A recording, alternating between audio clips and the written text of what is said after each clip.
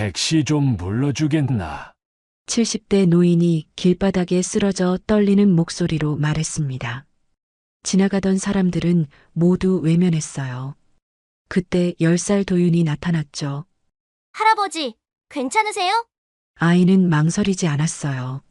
손에 쥔 3만 원, 평생 처음 모은 용돈을 털어서 택시를 불렀습니다. 고맙다. 꼬마야, 정말 고맙다. 노인의 눈에서 뜨거운 눈물이 흘러내렸어요. 달은 늦게 뜰수록 더 둥글단다. 택시가 사라진 후 도윤은 빈 주머니를 만지작거렸어요. 후회는 없었죠. 하지만 아이는 몰랐습니다. 자신이 구한 그 할아버지가 한국 재계의 전설적인 인물이라는 것을, 그리고 그 작은 선행이 거대한 운명의 수레바퀴를 돌리기 시작했다는 사실도 말이죠. 여러분은 어디서 보고 계신지 댓글로 남겨주세요. 이 모든 기적 같은 이야기가 바로 그 저녁부터 시작되었습니다. 비가 내리는 저녁이었습니다. 가로등 불빛이 젖은 아스팔트 위로 번져나가고 우산을 든 사람들이 서둘러 발걸음을 재촉하고 있었죠. 그 사이로 초등학교 3학년 이도윤이 작은 몸을 움츠리며 걸어가고 있었습니다. 도윤의 오른손에는 낡은 지갑이 꼭 쥐어져 있었어요. 지갑 안에는 지난 추석에 시장 어르신들이 건네주신 용돈 3만 원이 고스란히 들어 있었습니다. 아이에게는 평생 처음으로 모아본 큰돈이었죠. 추석 때 일이 떠올랐습니다. 엄마 손을 잡고 전통시장에 갔을 때였어요. 어머니는 몇 푼 안 되는 돈으로 제수용품을 하나하나 고르고 계셨죠. 그런 엄마를 보던 떡집 할머니가 말씀하셨거든요. 이 착한 아이 좀 봐라. 엄마 따라다니면서 얼마나 얌전한지. 그러면서 주머니에서 10,000원짜리를 꺼내 도윤의 손에 쥐어주셨어요. 순두부집 할아버지도 채소가게 아주머니도 마찬가지였습니다. 모두들 어머니의 어려운 사정을 알고 계시는 듯 했죠. 이건 나중에 꼭 엄마랑 맛있는 거 사 먹어야지. 도윤은 혼자 중얼거리며 미소를 지었습니다. 반지하 집으로 향하는 골목길은 비에 젖어 더욱 음침해 보였지만 아이의 마음만은 따뜻했어요. 엄마가 늦은 청소 아르바이트에서 돌아오면 깜짝 선물을 해드리겠다는 계획으로 가슴이 뛰고 있었거든요. 반지하 집까지는 아직 2블록이나 더 남아 있었습니다. 비가 점점 세게 내리기 시작했어요. 도윤은 가방으로 머리를 가리며 발걸음을 재촉했죠. 그런데 횡단보도 앞에서 이상한 광경을 목격했습니다. 70대 초반쯤 되어 보이는 한 노인이 비틀거리며 걸어가고 있었어요. 그 모습이 어딘가 위험해 보였죠. 노인의 옷은 비에 흠뻑 젖어 있었고 얼굴은 창백하게 질려 있었습니다. 고급스러운 정장을 입고 계셨지만 지금은 완전히 엉망이 되어버린 상태였어요. 지나가던 사람들의 시선이 노인에게 머물렀습니다. 하지만 누구도 다가가지는 않았죠. 오히려 피해가려는 듯 걸음을 빨리 했어요. 혹시 술에 취한 사람일까봐 걱정하는 표정들이었습니다. 그 순간이었습니다. 노인이 갑자기 뒤뚱거리더니 그대로 바닥에 주저앉아 버렸어요. 무릎부터 꺾이면서 인도 위로 넘어졌죠. 빗물에 젖은 아스팔트에 손을 짚으며 일어나려고 애쓰는 모습이 안쓰러웠습니다. 택시 좀 불러주겠나? 노인의 떨리는 목소리가 빗소리에 섞여 들려왔습니다. 숨소리도 거칠어 보였어요. 분명히 어디 아프신 게 틀림없었죠. 도윤은 걸음을 멈췄습니다. 어머니께서 항상 말씀하셨거든요. 어려운 사람을 그냥 지나치면 안 된다고요. 하지만 3만 원이 문제였습니다. 자신에게는 엄청난 돈이었어요. 엄마와 함께 치킨도 시켜 먹고 떡볶이도 사 먹을 수 있는 큰 돈이었거든요. 그런 소중한 돈을 정말 써도 될까요? 도윤은 잠깐 망설였습니다. 그런데 노인의 고통스러운 신음소리를 듣고 있자니 가만히 있을 수가 없었어요. 엄마가 늘 하시던 말씀이 떠올랐죠. 도윤아, 우리가 어려워도 다른 사람이 더 어려우면 도와줘야 한다. 그게 사람이 해야 할 일이야. 아이는 용기를 냈습니다. 길가로 나가서 손을 번쩍 들어 택시를 잡았어요. 빗속을 달려오던 노란색 택시 한 대가 물보라를 일으키며 멈춰 섰습니다. 택시에서 내린 기사는 40대 중반쯤 되어 보였어요. 비에 젖은 노인을 보더니 얼굴을 찌푸렸습니다. 이 할아버지 괜찮으세요? 아저씨, 이 할아버지 병원까지 좀 데려다 주세요. 도윤이 간절한 표정으로 부탁했습니다. 기사는 아이를 내려다보더니 고개를 저었어요. 아이고, 꼬마야. 이건 어른들 일이야. 119에 신고하는 게 좋겠는데. 그러자 도윤은 주저없이 지갑에서 2만 원을 꺼내 내밀었어요. 젖은 손으로 지폐를 펴서 기사 앞에 내놓았죠. 택시비예요. 부족하면 더 드릴게요. 기사는 깜짝 놀란 표정을 지었습니다. 초등학생이 2만 원이라는 큰 돈을 선뜻 내미는 걸 보고 감동했어요. 아이의 진심 어린 표정을 보고는 고개를 끄덕였습니다. 알았다, 꼬마야. 할아버지 부축해서 태우자. 기사와 도윤이 함께 노인을 부축해서 택시에 태웠습니다. 노인은 의식이 흐릿한 상태였지만 고개를 끄덕이며 고마움을 표현했어요. 도윤도 함께 뒷좌석에 올라탔죠. 가장 가까운 병원으로 가주세요. 택시가 출발하기 전 도윤은 갑자기 무언가 떠올렸습니다. 비에 젖은 할아버지가 너무 추워 보였거든요. 아이는 기사에게 잠깐만 기다려달라고 부탁하고는 근처 편의점으로 뛰어갔어요. 편의점 문을 열고 들어가자 따뜻한 공기가 얼굴을 감쌌습니다. 도윤은 남은 1만 원으로 무엇을 살지 고민했어요. 핫팩 2개, 따뜻한 캔커피 하나, 그리고 호빵 한 봉지를 골랐습니다. 계산을 마치고 영수증을 받으니 딱 9천 원이었어요. 거스름돈은 됐어요. 도윤은 아르바이트생 언니에게 말하고는 물건들을 들고 다시 택시로 돌아갔습니다. 호빵은 아직 따뜻했고 핫팩은 흔들면 금세 따뜻해질 거였어요. 할아버지, 이거라도 드세요. 따뜻해질 거예요. 도윤이 물건들을 노인의 손에 쥐어드렸습니다. 노인은 떨리는 손으로 아이가 건넨 것들을 받으면서 놀란 눈으로 도윤을 바라봤어요. 그리고 차창 밖으로 내민 도윤의 작은 손을 꼭 붙잡았습니다. 노인의 눈에서는 뜨거운 눈물이 흘러내리고 있었죠. 오랫동안 잃어버렸던 무언가를 다시 찾은 듯한 표정이었어요. 고맙다, 꼬마야. 정말 고맙다. 택시가 움직이기 시작했을 때였습니다. 노인이 차창을 내리고 빗속에 서 있는 도윤에게 말했어요. 목소리에는 깊은 감동이 배어 있었죠. 달은 늦게 뜰수록 더 둥글단다. 그 말을 듣는 순간 도윤은 깜짝 놀랐습니다. 온몸에 전율이 흘렀어요. 그 문장은 엄마가 늘 쓰시는 낡은 공책에 적혀 있던 글귀였거든요. 할머니께서 엄마에게 해주셨던 말이라고 들었는데 어떻게 이 할아버지가 그 말을 알고 계실까요? 도윤은 뭔가 말하려고 했지만 택시는 이미 빗속으로 사라져가고 있었습니다. 빨간 불빛만 깜빡이며 멀어져 갔죠.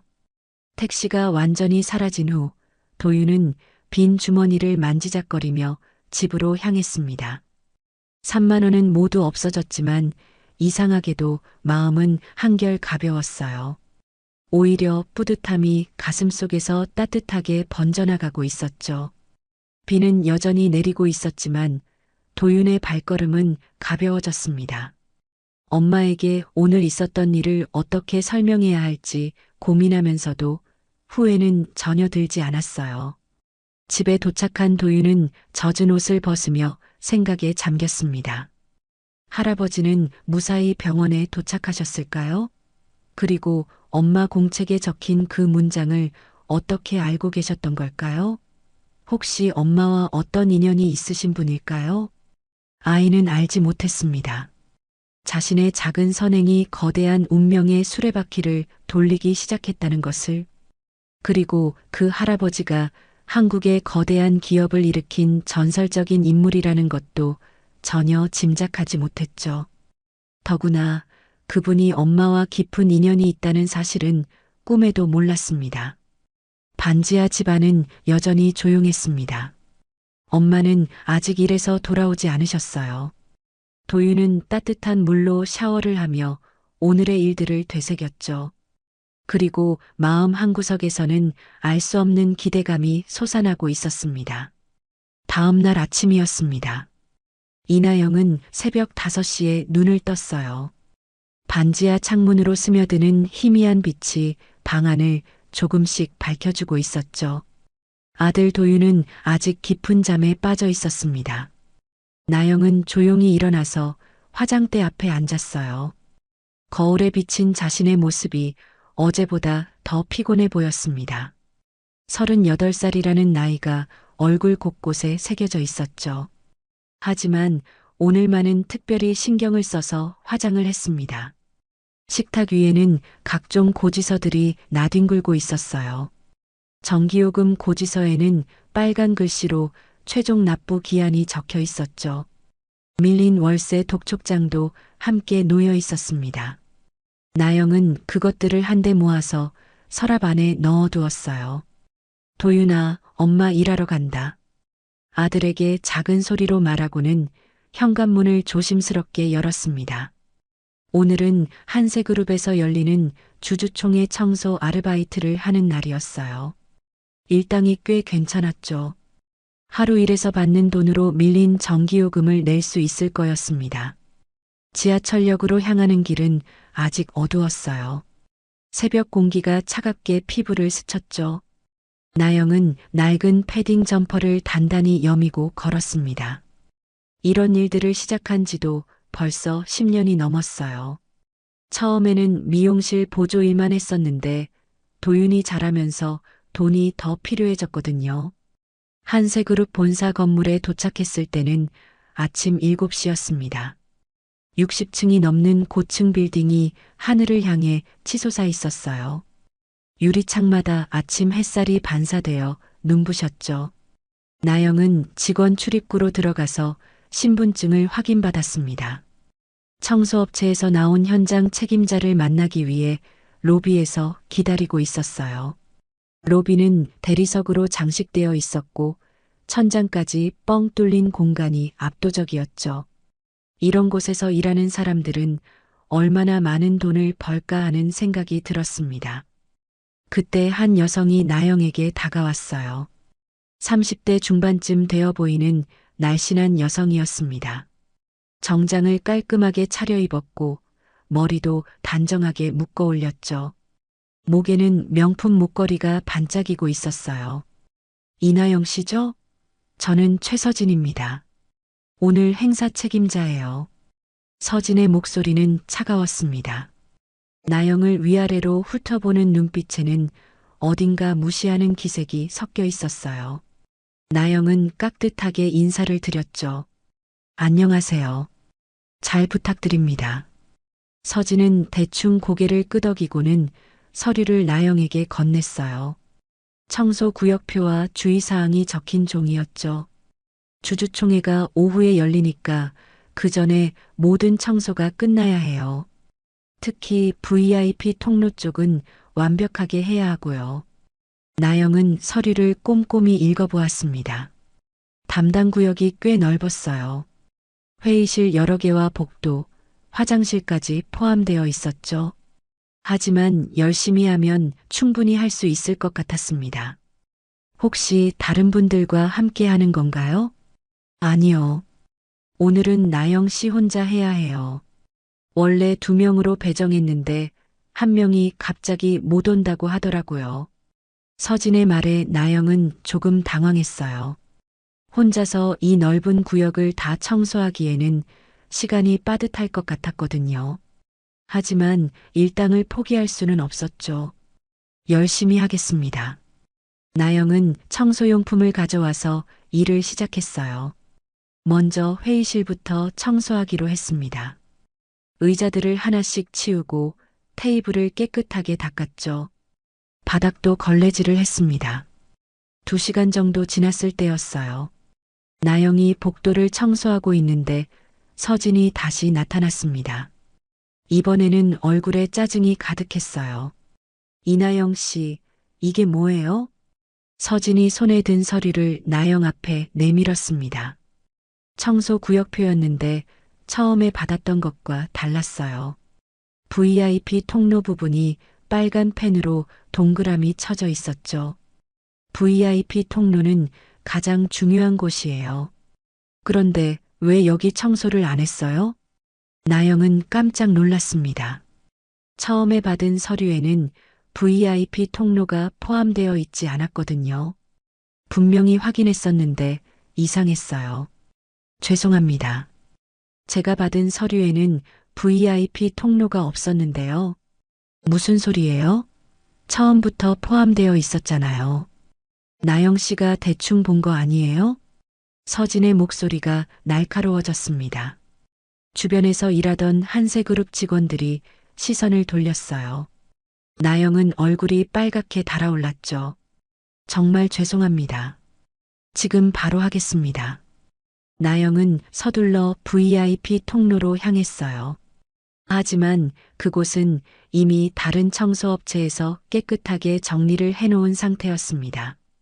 전혀 청소할 곳이 없었어요. 이상했습니다. 왜 서진이 거짓말을 하는 걸까요? 나영은 다시 서진에게 가서 상황을 설명했어요. 거기는 이미 청소가 되어 있던데요.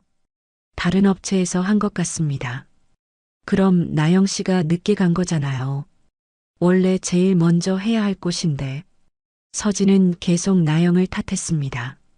목소리에는 짜증이 가득했어요. 마치 처음부터 나영을 곤란하게 만들 계획이었던 것처럼 보였죠. 다음부터 이런 실수 나면 출입 금지예요. 알겠어요? 나영은 억울했지만 아무 말도 할 수 없었어요. 일자리를 잃을 수는 없었거든요. 도윤을 생각하면 참아야 했습니다. 네, 알겠습니다. 나영은 고개를 숙이고 대답했어요. 눈물이 날 것 같았지만 꾹 참았죠. 이런 일들이 처음은 아니었거든요.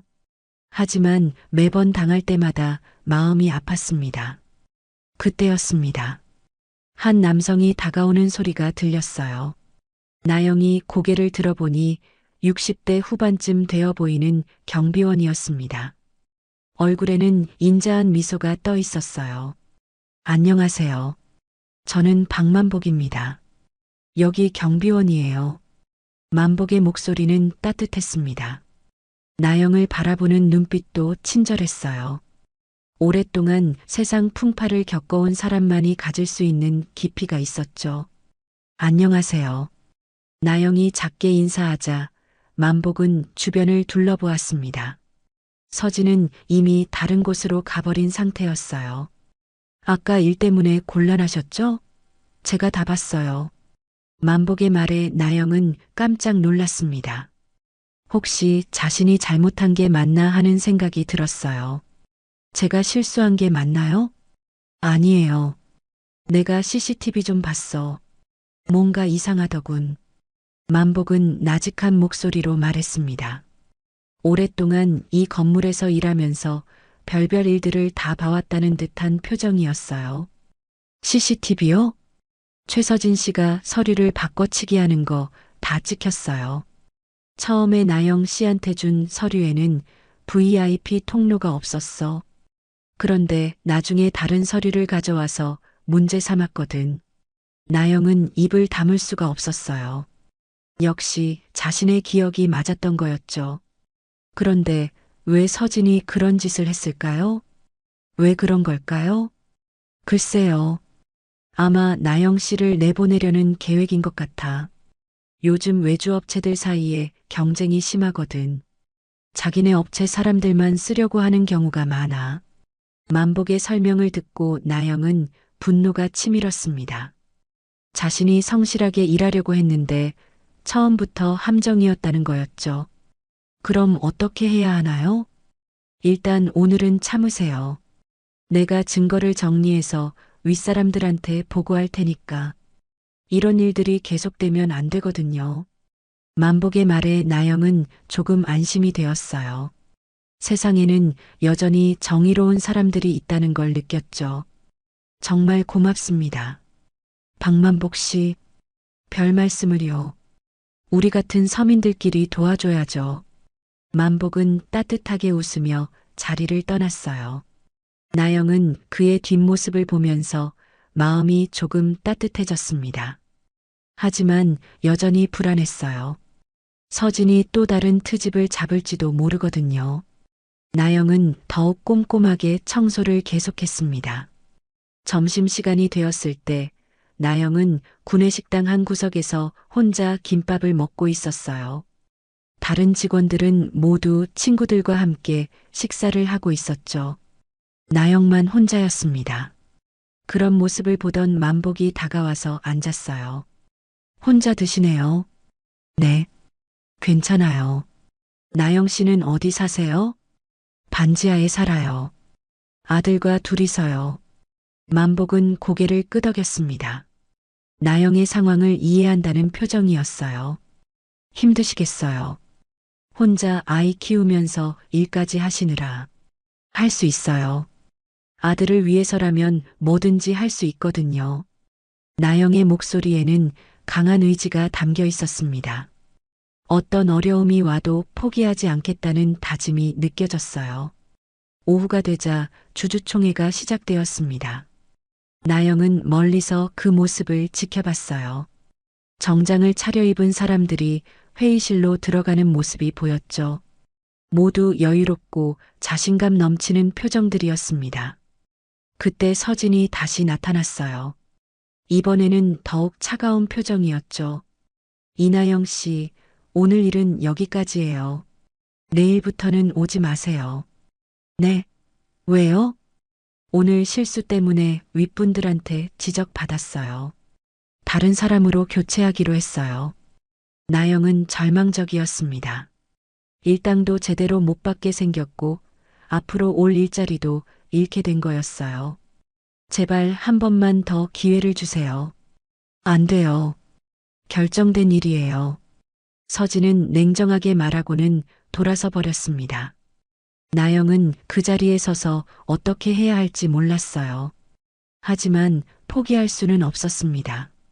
도윤을 생각하면 견딜 수 있을 거였어요. 나영은 가방을 챙기고 건물 밖으로 나왔습니다. 저녁 하늘이 붉게 물들어가고 있었어요. 나영은 집으로 가는 지하철을 타면서 생각했습니다.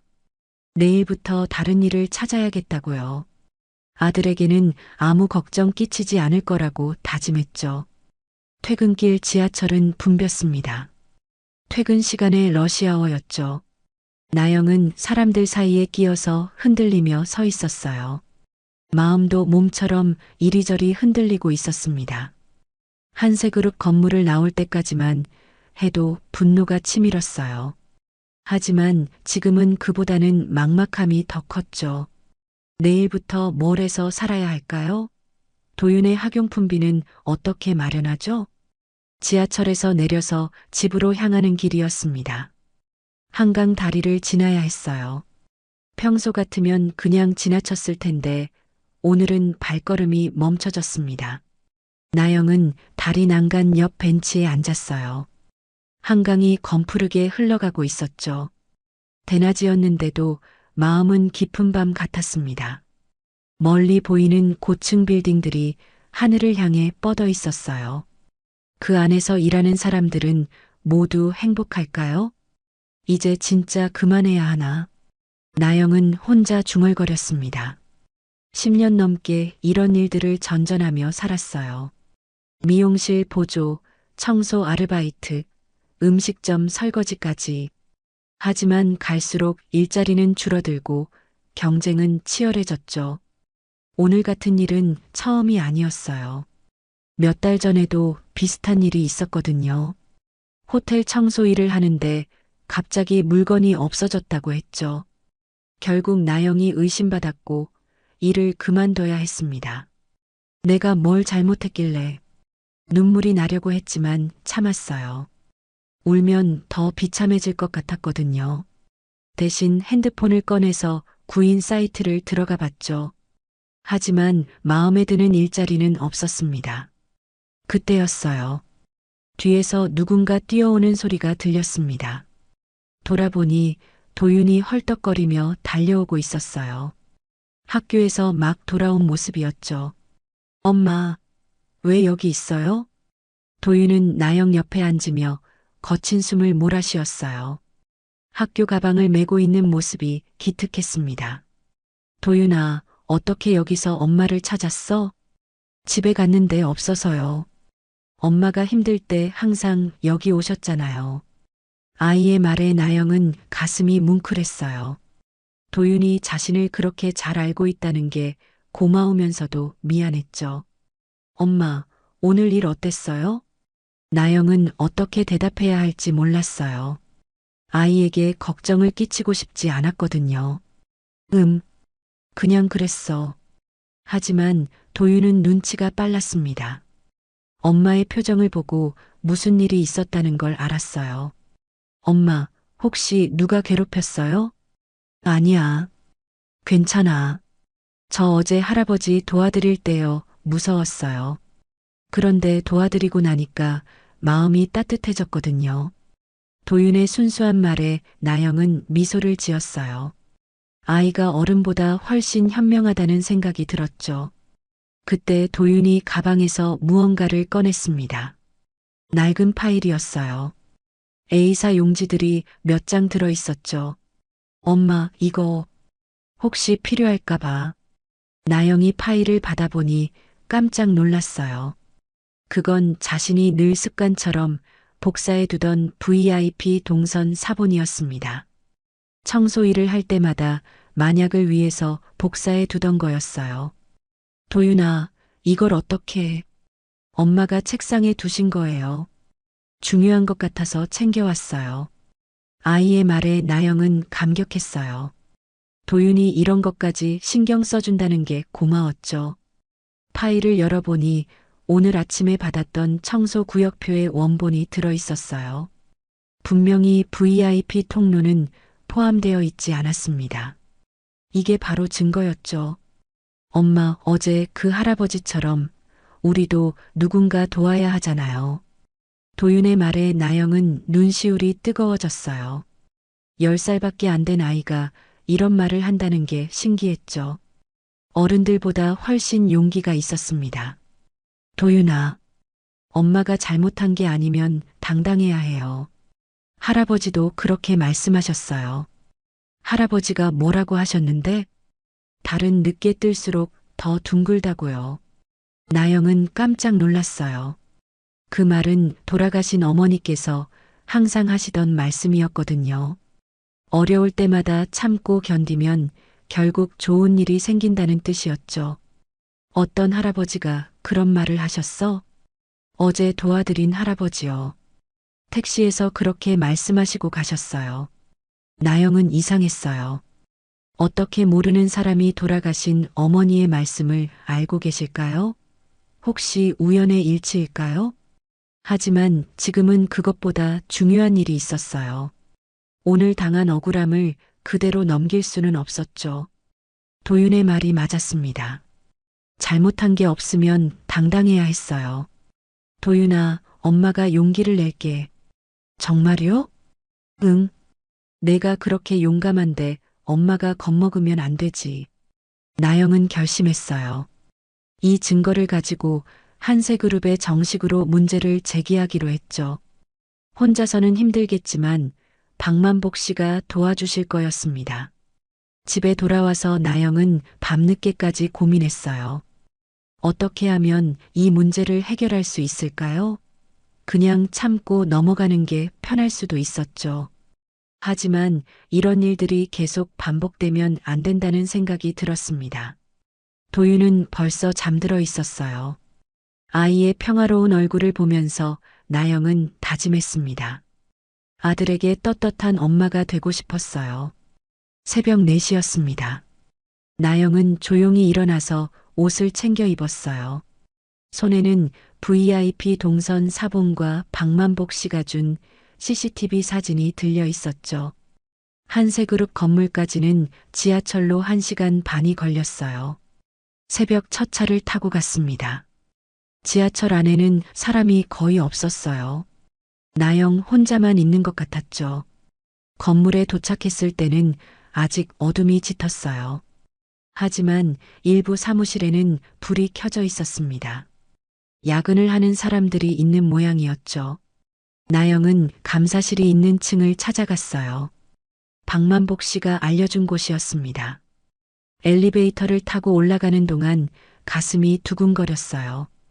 감사실 문 앞에는 아무도 없었어요. 아직 출근 시간이 아니었거든요. 나영은 준비해온 봉투를 조심스럽게 문틈에 넣어두었습니다. 이게 진실을 밝힐 증거가 되겠지. 나영은 혼자 중얼거렸어요. 이제 할 일은 다 했습니다. 결과가 어떻게 될지는 모르지만 최선을 다했다는 생각이 들었죠. 건물 밖으로 나오니 동쪽 하늘이 밝아지기 시작했어요. 아침 햇살이 서서히 번져나가고 있었습니다. 새로운 하루가 시작되는 거였죠. 그때 도윤의 목소리가 귓가에 울렸습니다. 엄마, 달은 늦게 뜰수록 더 둥글대요. 나영은 미소를 지었어요. 정말 그런 것 같았습니다. 지금까지 참고 견뎌온 시간들이 헛되지 않을 거라는 확신이 들었어요. 집으로 돌아가는 길에 편의점에 들렀습니다. 도윤이 좋아하는 초콜릿 우유를 샀어요. 아이가 일어나면 깜짝 선물을 해주고 싶었거든요. 반지하 집에 도착했을 때는 해가 완전히 떠 있었어요. 도윤은 아직 자고 있었습니다. 나영은 조용히 침대맡에 앉아서 아이의 얼굴을 바라봤어요. 도윤아, 엄마가 용기를 냈어. 너처럼 말이야. 아이는 꿈속에서도 미소를 짓고 있었어요. 나영은 그 모습을 보면서 마음이 따뜻해졌습니다. 이제 결과를 기다리면 되었어요. 어떤 일이 일어날지 모르지만 후회는 없었습니다. 진실은 언젠가 밝혀질 거였죠. 창문으로 들어오는 햇살이 방 안을 환하게 비추고 있었어요. 어제까지만 해도 절망적이었는데 오늘 아침은 희망이 보였습니다. 나영은 부엌으로 가서 도윤의 아침 식사를 준비하기 시작했어요. 오늘은 특별히 맛있게 만들어주고 싶었죠. 아이가 일어나면 어떤 이야기를 들려줄까요? 엄마가 용감해졌다고 말해줘야지. 나영은 혼자 웃으며 계란을 깨뜨렸어요. 새로운 시작이 될 것 같은 하루였습니다. 주주총회 리허설 날 아침이었습니다. 나영은 다시 한세그룹 건물 앞에 서 있었어요. 어젯밤 감사실에 증거를 넣어둔 일이 계속 마음에 걸렸죠. 과연 누군가 봤을까요? 아니면 그냥 쓰레기통에 버려졌을까요? 오늘은 주주총회 전 리허설이 있는 날이었어요. 그래서 평소보다 일찍 나와야 했습니다. 새벽 6시부터 청소를 시작해서 오전 9시까지 모든 준비를 마쳐야 했거든요. 건물 로비에 들어서니 벌써 몇몇 직원들이 출근해 있었어요. 정장을 단정하게 차려입은 사람들이 바쁘게 오가고 있었죠. 나영은 그들 사이에서 청소도구를 들고 서 있는 자신이 초라하게 느껴졌습니다. 이나영 씨? 뒤에서 부르는 소리에 돌아보니 박만복 씨였어요. 경비원 유니폼을 깔끔하게 입고 있었죠. 얼굴에는 어제보다 더 진지한 표정이 떠 있었습니다. 안녕하세요, 박만복 씨. 어제 일 때문에 잠 못 주무셨죠? 제가 감사실에 말씀드려놨어요. 만복의 말에 나영은 가슴이 두근거렸어요. 정말 누군가에게 전달이 되었다는 거였죠. 혹시 어떤 반응이 있었나요? 아직은 모르겠어요. 하지만 감사실장님이 관심 있게 보실 거예요. 이세라 실장님은 공정한 분이거든요. 만복의 말에 나영은 조금 안심이 되었어요. 하지만 여전히 불안했죠. 최서진이 또 다른 트집을 잡을지도 모르거든요. 오늘은 조심하세요. 특히 서진 씨가 더 심하게 나올 수도 있어요. 네, 알겠습니다. 나영은 청소를 시작하기 위해 엘리베이터로 향했어요. 그런데 로비에서 소란이 벌어지고 있었습니다. 경호원 2명이 한 노인을 막고 서 있었어요. 어르신, 출입증이 없으시면 들어갈 수 없습니다. 경호원의 목소리는 단호했어요. 노인은 70대 초반쯤 되어 보였는데 낡은 회색 코트를 입고 계셨죠. 모자를 눌러 쓰고 있어서 얼굴이 잘 보이지 않았습니다. 복합기만 잠깐 쓰면 되네. 노인의 목소리가 들렸어요. 어딘가 익숙한 목소리였죠. 나영은 발걸음을 멈추고 그쪽을 바라봤습니다. 죄송하지만 직원이 아니시면 안 됩니다. 보안 규정이에요. 경호원이 더욱 강하게 말했어요. 노인은 고개를 숙이고 서 있었죠. 그 모습이 안쓰러워 보였습니다. 나영은 조금 더 가까이 다가갔어요. 노인의 옆모습이 보이기 시작했죠. 그 순간 나영은 깜짝 놀랐습니다. 어제 그 할아버지? 나영이 작은 소리로 중얼거렸어요. 분명히 도윤이 도와드렸던 그 노인이었죠. 택시에 태워드렸던 할아버지 맞았습니다. 노인도 나영을 알아봤어요. 눈이 마주치자 조용히 고개를 끄덕였습니다. 덕분에 아직 숨쉬고 있소. 노인의 목소리에는 깊은 감사가 담겨 있었어요. 어제 도윤의 도움으로 목숨을 구했다는 뜻이었죠. 할아버지, 몸은 괜찮으세요? 고맙소. 아이 덕분에 병원에서 잘 치료받았어. 나영은 반가웠어요. 도윤이 도와드린 분이 무사하다니 다행이었죠. 그때 경호원이 다시 개입했어요. 어르신, 계속 이러시면 곤란합니다. 나가주세요. 경호원의 태도가 점점 거칠어졌어요. 노인을 밀어내려고 하는 것 같았죠. 나영은 참을 수 없었어요. 도윤을 도와준 분을 이렇게 대할 수는 없었거든요. 잠깐만요. 이분은 그냥 복합기만 쓰시려는 것 같은데. 당신은 누구세요? 청소 아르바이트생이 끼어들 일 아닙니다. 경호원이 나영에게 날카롭게 말했어요. 하지만 나영은 물러서지 않았죠. 복합기 하나 쓰시는 게 그렇게 큰일인가요? 규정이 규정입니다. 더 이상 개입하지 마세요. 그때 노인이 나영에게 조용히 말했어요. 괜찮소. 다른 방법을 찾아보겠어. 하지만 나영은 포기할 수 없었어요. 이 할아버지는 도윤의 은인이었거든요. 제가 대신 복사해 드릴게요. 뭘 복사하시려고 하세요? 노인은 잠깐 망설이더니 낡은 서류 봉투를 꺼냈어요. 안에서 몇 장의 서류를 빼냈죠. 이걸 스캔해서 이메일로 보내야 하는데. 나영이 서류를 보니 법원 도장이 찍힌 공식 문서였어요. 어려운 법률 용어들이 빼곡히 적혀 있었죠. 법원 문서네요. 중요한 것 같은데. 응, 법원 가처분 결정문이야. 이게 있어야 회사를 지킬 수 있소. 노인의 말에 나영은 고개를 끄덕였어요. 정확히 무슨 일인지는 모르지만 매우 중요한 서류라는 것은 알 수 있었죠. 제가 해드릴게요. 나영은 서류를 받아서 복합기로 향했어요. 경호원들은 여전히 노인을 감시하고 있었지만 나영이 하는 일까지는 막지 않았죠. 복합기 앞에서 나영은 조심스럽게 서류를 스캔했어요. 문서 하나하나가 모두 중요해 보였거든요. 법원 인장이 선명하게 찍혀 있었죠. 이메일 주소 알려주세요. 노인이 작은 종이에 이메일 주소를 적어서 건네주었어요. 나영은 그대로 입력해서 파일을 전송했습니다. 다 됐어요. 고맙소. 정말 고마워. 노인의 눈에는 눈물이 맺혀 있었어요. 단순히 복사 한번 해준 것 때문일까요? 뭔가 더 깊은 의미가 있는 것 같았죠. 그때 최서진이 나타났어요.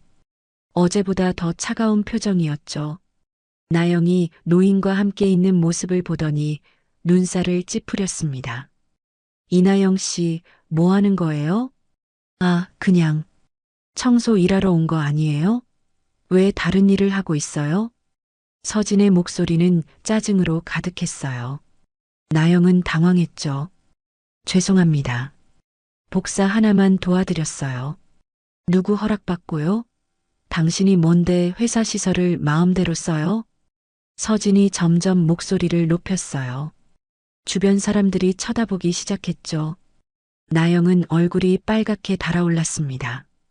그때 노인이 조용히 말했어요. 제가 부탁한 일입니다. 어르신은 누구세요? 출입증도 없으시면서 왜 여기 계세요? 서진이 노인에게도 무례하게 말했어요. 나영은 참을 수 없었죠. 말씀을 너무 심하게 하시는 거 아니에요? 뭐라고요?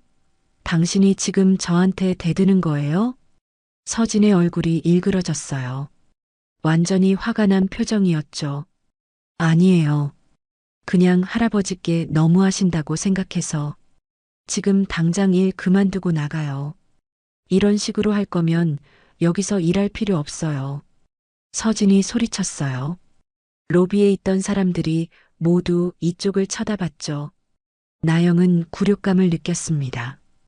그때 노인이 나서서 말했어요. 젊은 분이 어르신에게 그렇게 말하면 안 되지 않겠소? 어르신은 빼세요. 이건 저희 회사 일이에요. 서진이 노인에게도 퉁명스럽게 말했어요. 그 순간 나영은 더 이상 참을 수 없었죠. 그만하세요. 할아버지는 잘못하신 게 없어요. 나영이 큰 소리로 말했어요. 자신도 놀랄 정도로 큰 목소리였죠. 로비가 순간 조용해졌습니다. 서진은 믿을 수 없다는 표정을 지었어요. 정말 미쳤네요. 당장 나가세요. 네, 나갈게요. 하지만 할아버지를 모욕하는 건 용서할 수 없어요. 나영은 청소도구를 정리하기 시작했어요. 손이 떨렸지만 당당했죠. 더 이상 이런 대우를 받으며 일할 수는 없었거든요. 노인은 나영의 손을 잡으며 말했어요. 고맙소. 정말 고마워. 그리고 나직하게 덧붙였죠.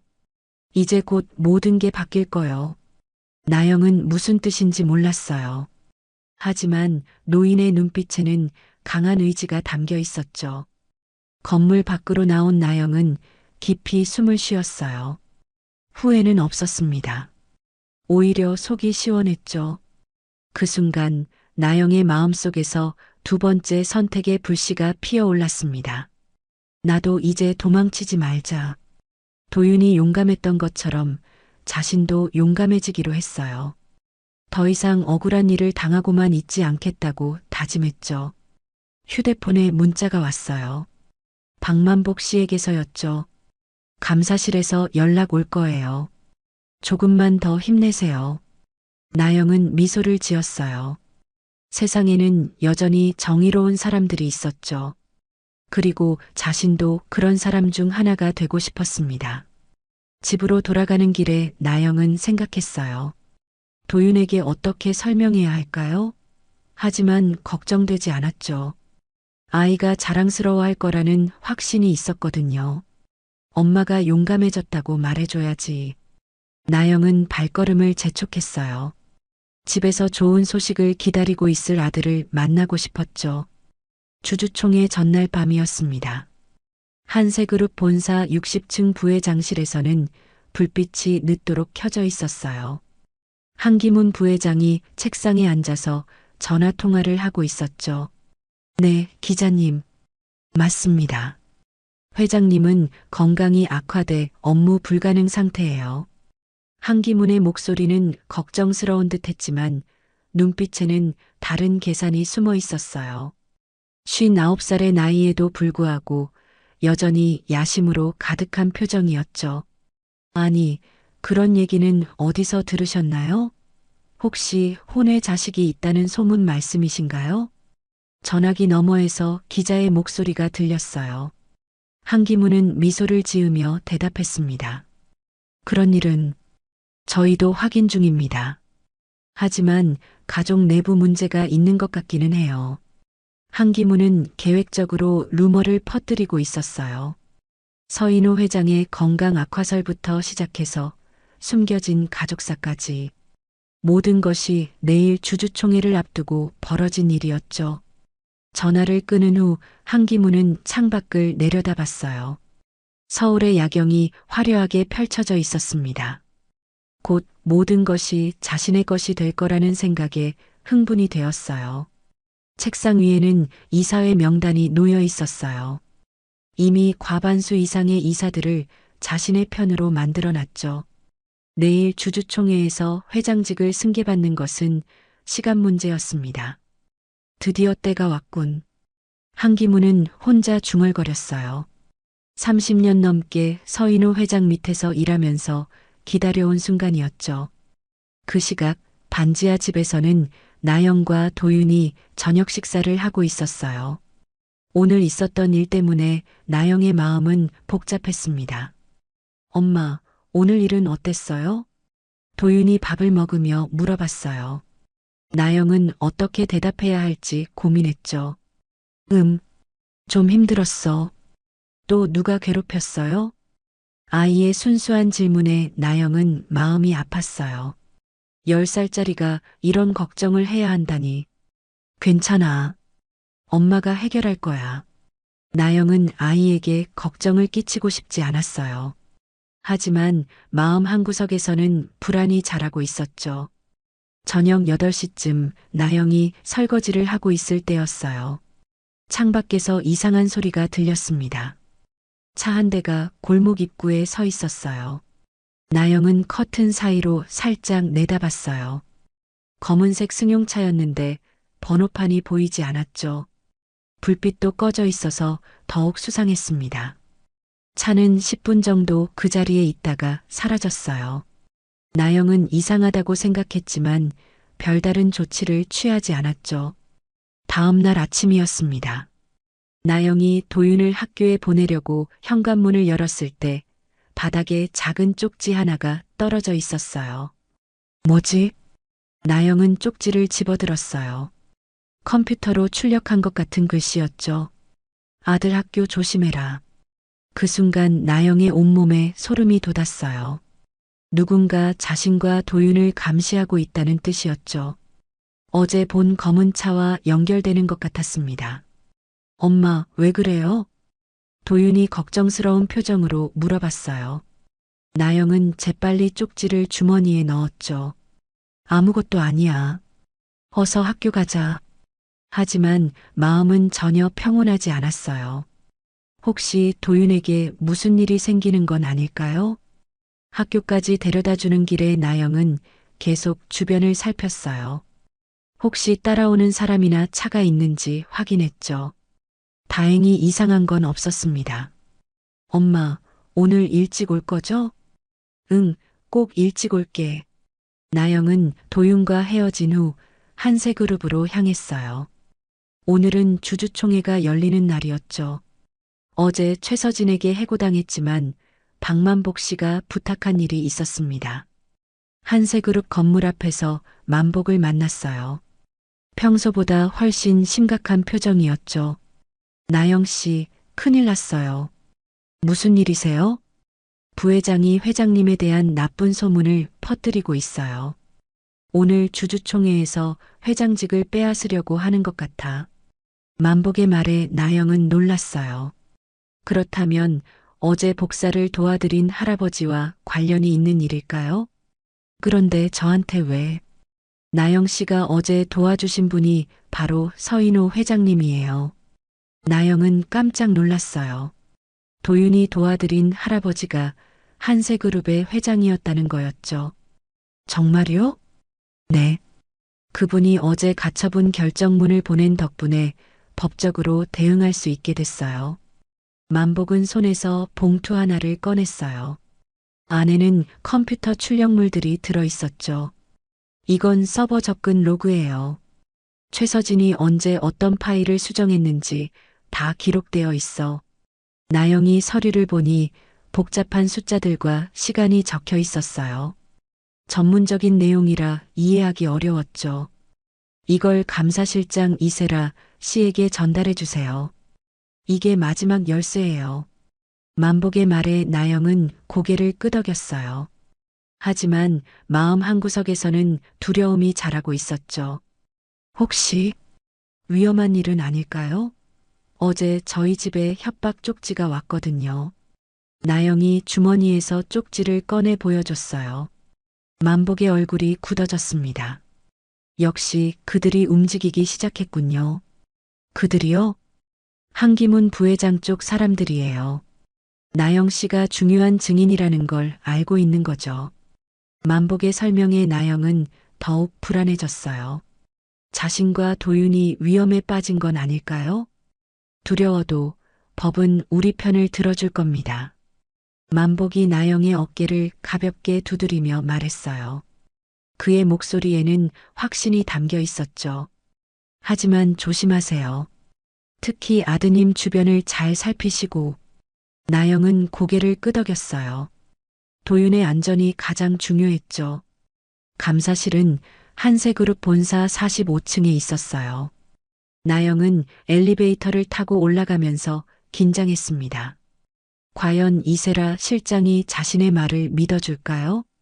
감사실 문을 노크하자 차분한 여성의 목소리가 들렸어요. 들어오세요. 나영이 문을 열고 들어가니 50대 중반쯤 되어 보이는 여성이 책상에 앉아 있었어요. 단정한 정장을 입었고 안경 너머로 예리한 눈빛이 느껴졌죠. 이세라 실장님이세요? 네, 맞습니다. 어떻게 오셨나요? 박만복 씨가 부탁하셨어요. 이걸 전달해 달라고. 나영은 봉투를 이세라에게 건넸어요.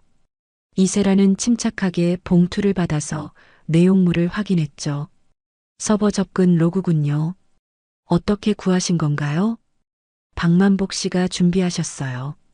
최서진 씨가 서류를 조작한 증거라고 하더라고요.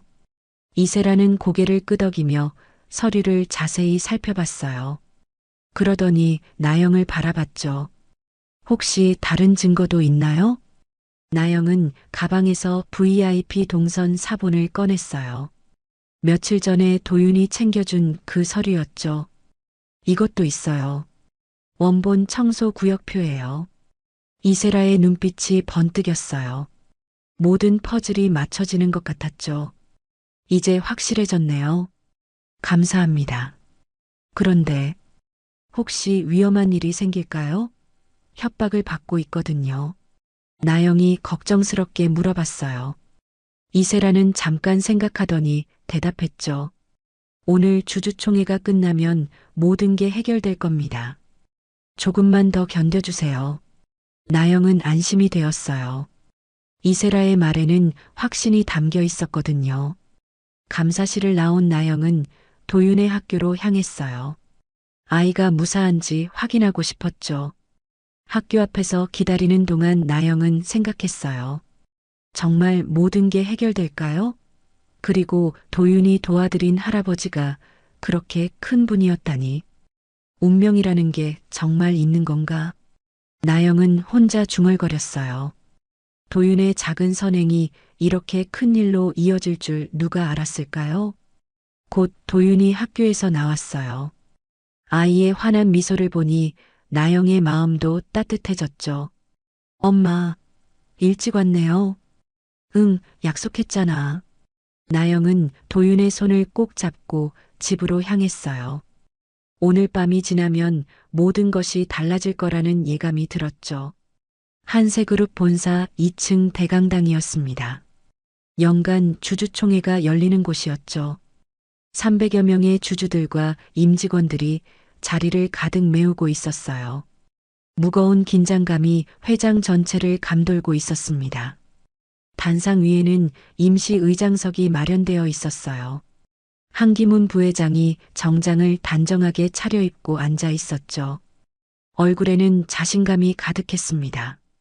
오늘이야말로 30년 동안 꿈꿔왔던 순간이었거든요. 지금부터 한세그룹 제47회 정기주주총회를 개최하겠습니다. 사회를 맡은 총무이사가 마이크 앞에서 말했어요. 회장 안이 숙연해졌죠. 먼저 서인호 회장님의 건강상 문제로 인한 경영권 승계 안건을 다루겠습니다. 한기문이 자리에서 일어났어요. 그의 눈빛에는 승리에 대한 확신이 담겨 있었죠. 주주 여러분, 안타깝게도 서인호 회장님께서는 지난 몇 달간 건강이 크게 악화되어 업무를 수행할 수 없는 상태입니다. 한기문의 목소리는 안타까움으로 가득했어요. 하지만 속마음은 달랐죠. 이미 과반수 이상의 이사들을 자신의 편으로 만들어 놓았거든요. 따라서 이사회의 결의에 따라 제가 회장직을 승계받아 그때였습니다. 대강당 뒤편문이 천천히 열렸어요. 모든 사람들의 시선이 그쪽으로 향했죠. 한 노인이 들어오고 있었어요. 70대 초반쯤 되어 보였는데 며칠 전까지 입고 다니던 낡은 회색 코트는 벗어놓았습니다. 대신 깔끔한 네이비 정장을 입고 있었어요. 회장 안이 술렁이기 시작했어요. 몇몇 나이 든 주주들이 노인의 얼굴을 알아보기 시작했죠. 저분이 설마. 노인은 천천히 단상을 향해 걸어갔어요. 걸음걸이는 느렸지만 당당했습니다. 한기문의 얼굴이 창백하게 변해갔죠. 노인이 단상 앞에 도착했을 때 회장 안은 완전히 조용해졌어요. 바늘 떨어지는 소리도 들릴 것 같았죠. 실례하겠습니다. 노인이 마이크 앞으로 걸어갔어요. 한기문은 그 자리에서 얼어붙은 채 서 있었죠. 나는 서인호입니다. 한세그룹 창업주요. 그 순간 회장 안이 폭발했어요. 웅성거림과 놀라는 소리가 한꺼번에 터져 나왔죠. 몇몇 주주들은 자리에서 일어나기까지 했습니다. 서인호 회장의 목소리는 떨리고 있었어요. 하지만 그 떨림 속에는 깊은 감동이 담겨 있었죠. 여러분께 말씀드리고 싶은 이야기가 있습니다. 회장 안이 다시 조용해졌어요. 모든 사람들이 숨을 죽이고 서인호의 말을 기다렸죠. 지난주 화요일 비가 내리던 날이었습니다. 저는 갑작스런 발작으로 길거리에 쓰러져 있었어요. 서인호의 목소리가 점점 떨렸어요. 그날의 일을 떠올리는 것 같았죠. 지나가던 사람들은 모두 그냥 지나쳤습니다. 아무도 쓰러진 노인에게 관심을 갖지 않았어요. 청중들이 조용히 고개를 끄덕였어요. 현실적으로 누구나 겪을 수 있는 일이었거든요. 그런데 한 아이가 있었습니다. 초등학교 3학년짜리 꼬마였어요. 서인호의 눈에서 눈물이 흘러내리기 시작했어요. 그 아이는 자기 용돈 3만 원을 털어서 저를 병원까지 보냈습니다. 택시비 2만 원, 그리고 따뜻한 음료와 핫팩을 사주었어요. 회장 안의 분위기가 숙연해졌어요. 많은 사람들이 감동하고 있었죠. 여러분, 3만 원이 뭐 대단한 돈입니까? 우리 회사 매출에 비하면 티끌만도 못한 돈이죠. 서인호가 잠깐 멈춰서 청중들을 바라봤어요. 하지만 그 3만 원 덕분에 저는 목숨을 구했습니다. 그리고 더 중요한 것은 그 3만 원 덕분에 회사 자산 5조 원을 지킬 수 있었다는 겁니다. 청중들이 웅성거렸어요. 무슨 뜻인지 이해하지 못하는 사람들이 많았죠. 병원에서 치료를 받은 후 저는 법무팀에 연락했습니다. 그리고 긴급히 법원에 가처분 신청을 했어요.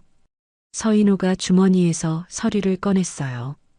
법원 도장이 선명하게 찍힌 결정문이었죠.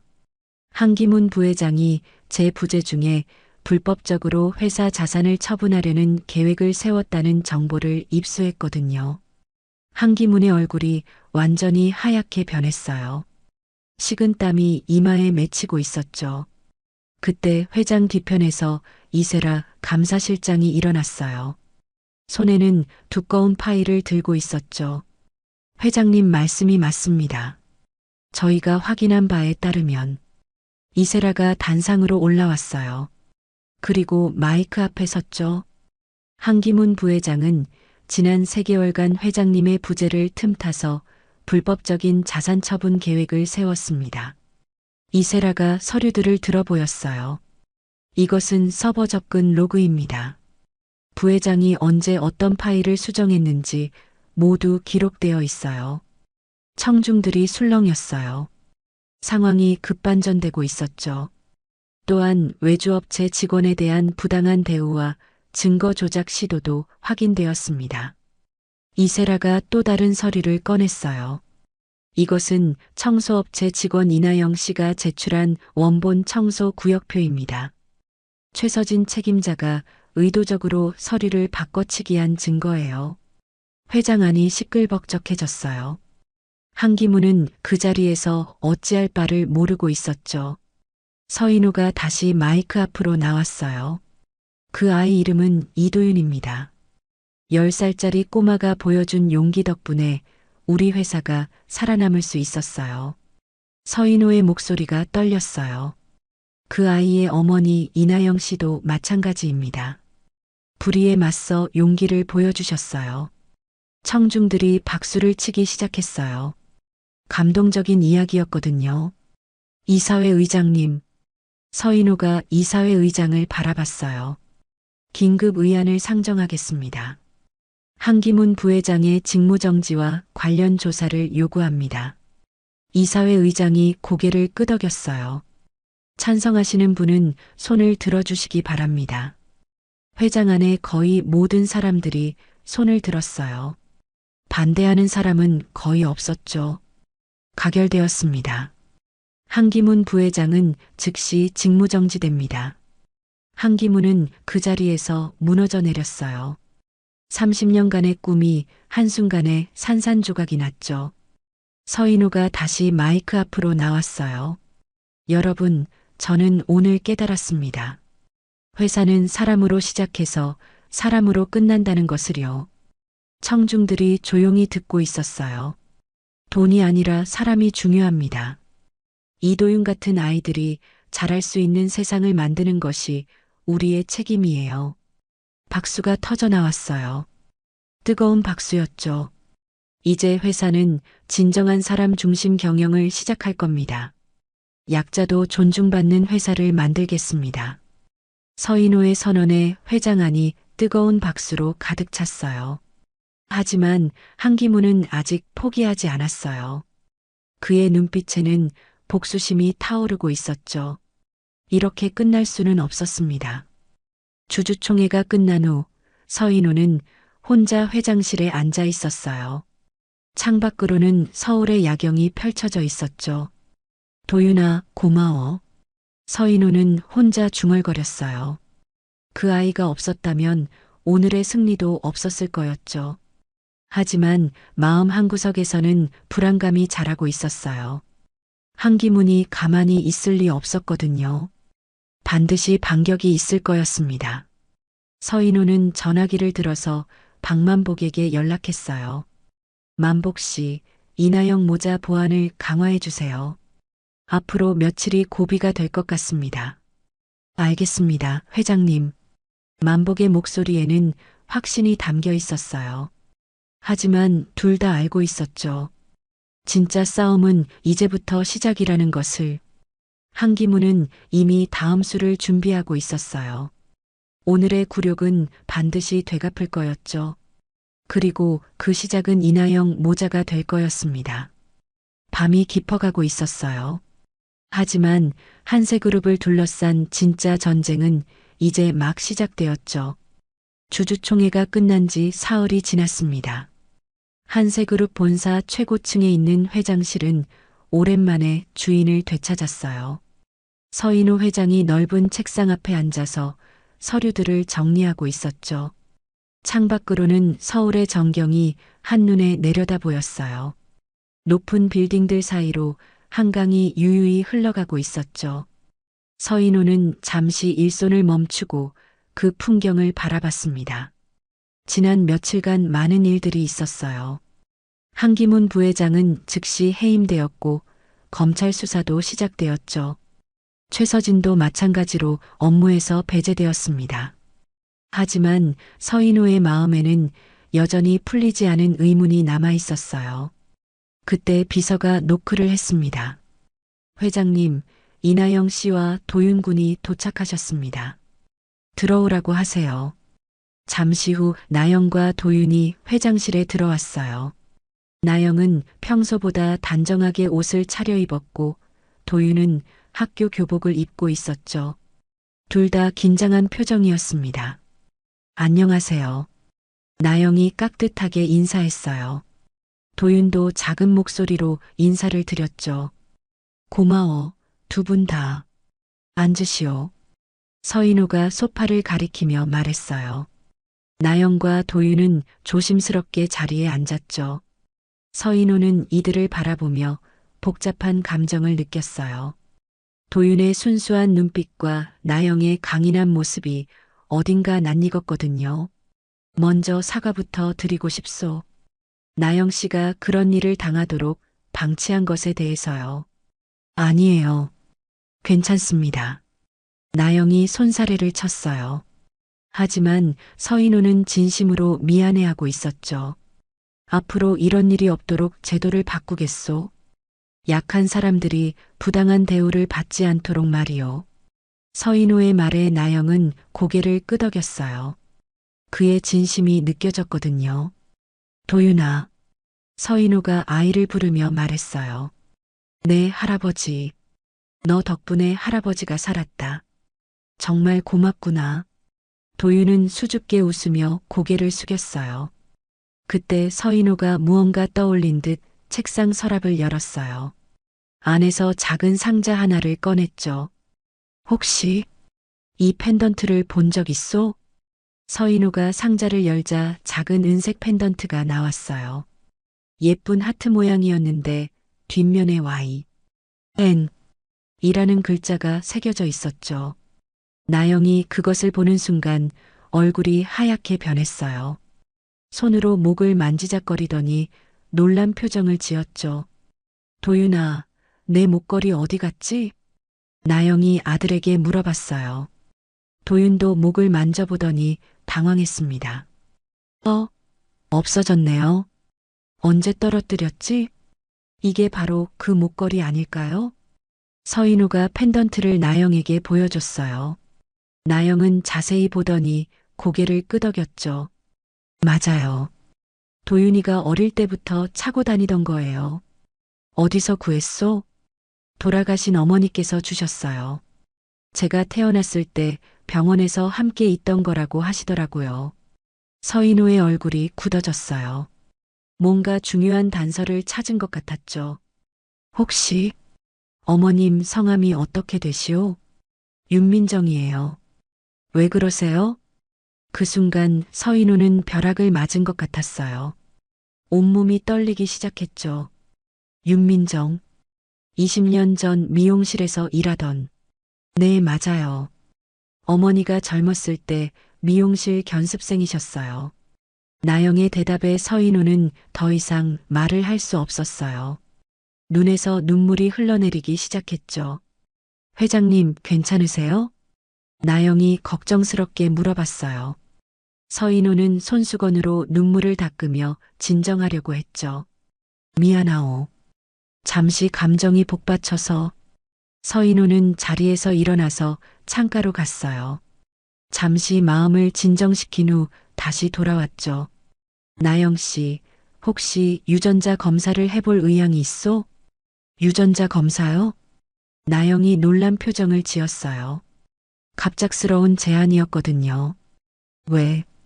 왜 그런 걸 하자고 하시는 거예요? 확인하고 싶은 게 있소. 아주 중요한 일이오. 서인호의 진지한 표정을 본 나영은 고개를 끄덕였어요. 며칠 후 유전자 검사 결과가 나왔습니다.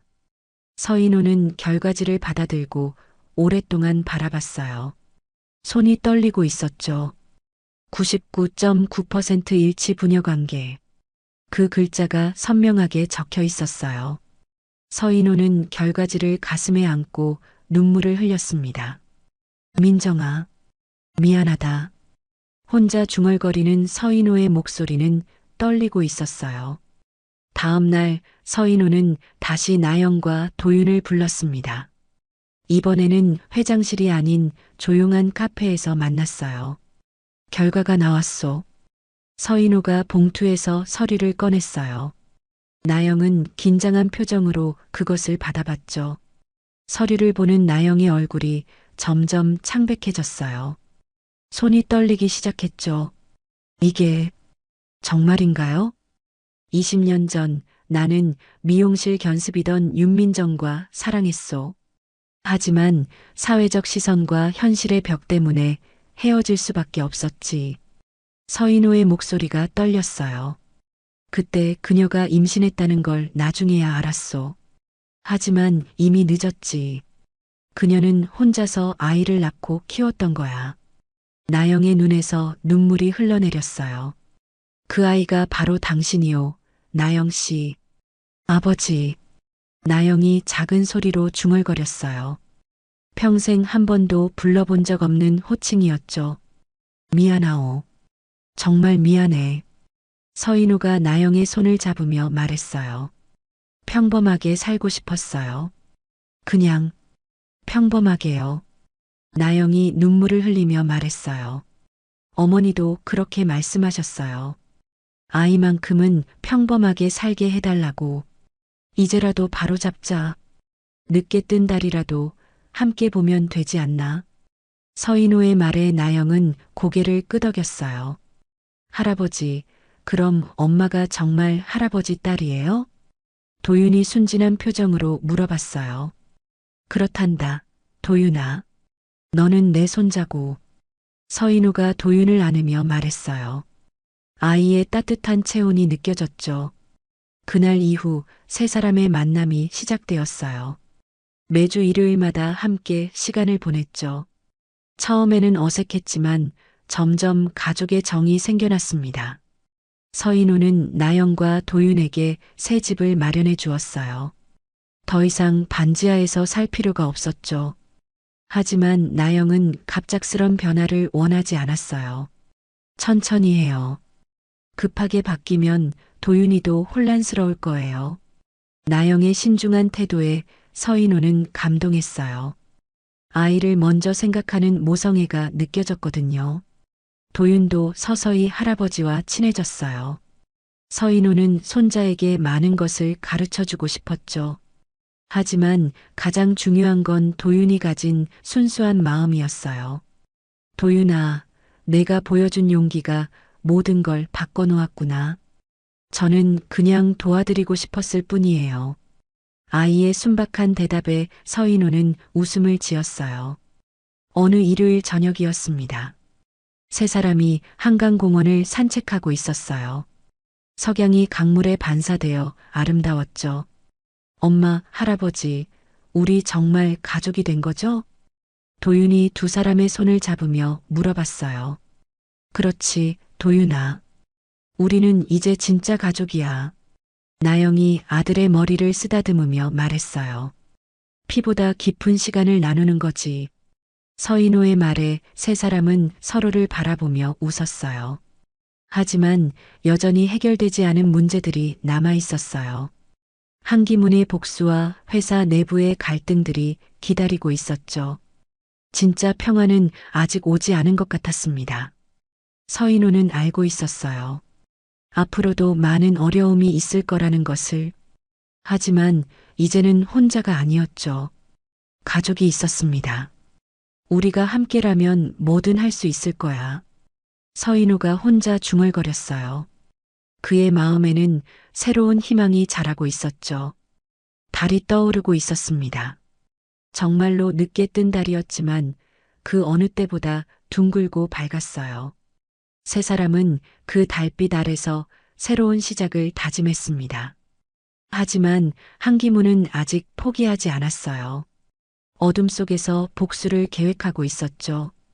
이 평화로운 순간이 언제까지 지속될지는 아무도 알 수 없었습니다. 일주일 후 한세그룹 본사 1층 기자회견장이었습니다. 수십 명의 기자들이 카메라와 녹음기를 들고 자리를 가득 메우고 있었어요. 플래시가 끊임없이 터졌죠. 서인우 회장이 단상 위에 섰습니다. 평소보다 차분한 표정이었어요. 마이크 앞에 서서 잠시 기자들을 바라봤죠. 먼저 국민 여러분께 사과드립니다. 서인우의 첫 마디였어요. 기자회견장이 조용해졌죠. 개인적인 가정사로 인해 혼란을 드린 점 깊이 사과드립니다. 그러나 법과 원칙만큼은 반드시 지킬 것입니다. 그의 목소리에는 확고한 의지가 담겨 있었어요. 오늘 여러분께 새로운 소식을 전하고자 합니다. 서인호가 준비된 원고를 펼쳤어요. 한세그룹은 오늘부터 3만 원의 기적 캠페인을 시작합니다. 기자들이 웅성거리기 시작했어요. 갑작스러운 발표였거든요. 지난주 한 초등학생이 자신의 용돈 3만 원으로 쓰러진 노인을 구했습니다. 그 작은 돈이 한 생명을 살렸고 결과적으로 우리 회사까지 구했어요. 서인호의 설명에 기자들이 집중했어요. 작은 돈이 하루를 살릴 수 있습니다. 누군가에게는 생명과 같은 돈이에요. 그의 말에 기자들이 고개를 끄덕였어요. 한세재단은 앞으로 노년층, 아동, 그리고 하청 노동자들을 위한 특별 지원 기금을 출범시킵니다. 서인호가 발표하자 기자들이 일제히 사진을 찍었어요. 첫 번째 수혜자는 전국의 청소 노동자분들이 될 겁니다. 이분들의 안전과 권익을 보장하는 것부터 시작하겠습니다. 기자회견이 끝난 후 서인호는 회장실로 돌아왔어요. 나영과 도윤이 기다리고 있었죠. 할아버지 멋있었어요. 도윤이 환하게 웃으며 말했어요. 고맙다, 도윤아. 서인호가 손자의 머리를 쓰다듬었어요. 나영 씨, 다음 주에 열리는 정책회의에 참석해 주시겠소? 저요? 제가 뭘 할 수 있을까요? 나영이 망설였어요. 자신이 그런 자리에 어울릴지 확신이 없었거든요. 당신이 겪은 일들을 바탕으로 제도 개선 방안을 제시해 주세요. 현장의 목소리가 가장 중요합니다. 서인호의 말에 나영은 고개를 끄덕였어요. 일주일 후 한세그룹 임원회의실에서 정책회의가 열렸습니다. 나영은 긴장한 채로 회의실에 들어갔어요. 정장을 차려입은 임원들 사이에서 어색함을 느꼈죠. 이나영 씨, 편하게 앉으세요. 서인호가 나영을 소개했어요. 이분이 우리 회사의 새로운 정책 자문위원입니다. 나영은 조심스럽게 자리에 앉았어요. 임원들이 호기심 어린 시선으로 바라봤죠. 청소 노동자들의 현실에 대해 말씀해 주시겠어요? 서인호의 질문에 나영이 천천히 입을 열었어요. 청소 일을 하다 보면 위험한 상황이 많습니다. 높은 곳에서 일하거나 화학세제를 사용할 때요. 나영의 목소리가 점점 힘을 얻었어요. 하지만 안전장비는 제대로 지급되지 않고 다쳐도 제대로 된 보상을 받기 어려워요. 임원들이 진지하게 듣고 있었어요. 그래서 청소 노동자 안전수당을 제안하고 싶습니다. 위험 작업에 대한 별도 수당과 정기 건강검진을 지원해 주세요. 나영의 제안에 임원들이 고개를 끄덕였어요. 현실적이고 필요한 정책이었죠. 좋은 제안입니다. 즉시 검토해서 시행하도록 하겠습니다. 서인호가 결정하자 박수가 터져 나왔어요. 회의가 끝난 후 나영은 뿌듯함을 느꼈어요. 자신의 경험이 다른 사람들에게 도움이 될 수 있다는 게 기뻤죠. 그날 오후 도윤은 엄마 손을 잡고 전통시장에 갔어요. 서인호가 준 용돈을 가지고 있었죠. 도윤아, 뭘 사고 싶어? 호빵이요. 시장 할아버지들한테 나눠드리고 싶어요. 아이의 말에 나영은 감동했어요. 여전히 순수한 마음을 가지고 있었거든요. 호빵집 앞에서 도윤은 할머니께 말했어요. 할머니, 호빵 20개 주세요. 어머, 도윤이구나. 이렇게 많이 뭐 하려고? 나눠드리려고요. 이건 외할아버지가 준 첫 용돈이에요. 할머니가 호빵을 포장해 주시면서 웃었어요. 착한 아이로 컸구나. 할머니가 하나 더 넣어줄게. 도윤은 호빵을 하나씩 시장 어르신들께 나눠드렸어요. 떡집 할아버지, 채소가게 아주머니, 생선가게 아저씨까지. 고마워, 도윤아. 맛있게 드세요. 아이의 밝은 미소에 어르신들도 환하게 웃었어요. 저녁이 되자 세 사람은 한강공원에 나왔어요. 벤치에 나란히 앉아서 강물을 바라봤죠. 오늘 정말 좋은 하루였네요. 나영이 만족스러운 표정으로 말했어요. 나도 그래. 오랜만에 마음이 평화로워. 서인우가 대답했어요. 그때 도윤이 하늘을 올려다봤어요. 외할아버지, 달이 늦게 떴어요. 정말로 달이 동쪽 하늘에서 천천히 모습을 드러내고 있었어요. 그래도 더 둥글게 떴구나. 서인우가 손자의 어깨를 감싸며 말했어요. 달은 늦게 뜰수록 더 둥글다고 하셨잖아요. 도윤이 기억을 떠올리며 말했어요. 맞아. 우리도 늦게 만났지만 이제 완전한 가족이 됐지. 나영이 두 사람을 바라보며 웃었어요. 달빛이 한강물에 반사되어 반짝이고 있었어요. 세 사람은 말없이 그 아름다운 광경을 바라봤죠. 도윤아. 서인우가 손자를 불렀어요. 네, 할아버지. 내가 보여준 3만 원의 용기가 세상을 바꿨단다. 저는 그냥 도와드리고 싶었을 뿐이에요. 아이의 순박한 대답에 두 어른이 웃음을 지었어요. 그게 바로 기적이야. 작은 마음이 큰 변화를 만들어내는 거지. 나영이 아들을 꼭 안으며 말했어요. 그날 밤 세 사람은 각자의 집으로 돌아갔어요. 하지만 마음속에는 따뜻한 여운이 남아 있었죠. 서인우는 회장실에서 창밖을 바라보며 생각했어요. 이제 정말 새로운 시작이었죠. 가족도 되찾았고 회사도 올바른 길로 갈 수 있게 되었어요. 나영은 아들과 함께 새 집에서 잠자리에 들었어요. 더 이상 반지하가 아닌 따뜻한 집이었죠. 엄마, 우리 정말 행복해졌죠? 그래, 도윤아. 우리 정말 행복해. 도윤은 엄마 품에 안겨서 잠들었어요. 얼굴에는 평화로운 미소가 떠 있었죠. 밖에서는 여전히 달이 밝게 빛나고 있었어요. 정말로 늦게 떴지만 그 어느 때보다 둥글고 아름다운 보름달이었죠.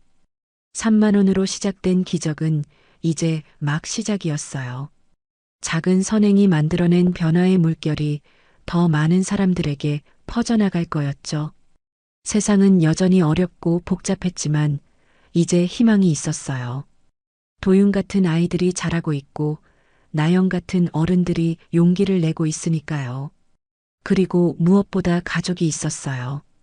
피보다 깊은 사랑으로 이어진 진짜 가족이 말이죠. 달은 계속 떠올랐습니다. 늦게 뜬 달이었지만 세상을 밝히기에 충분했어요.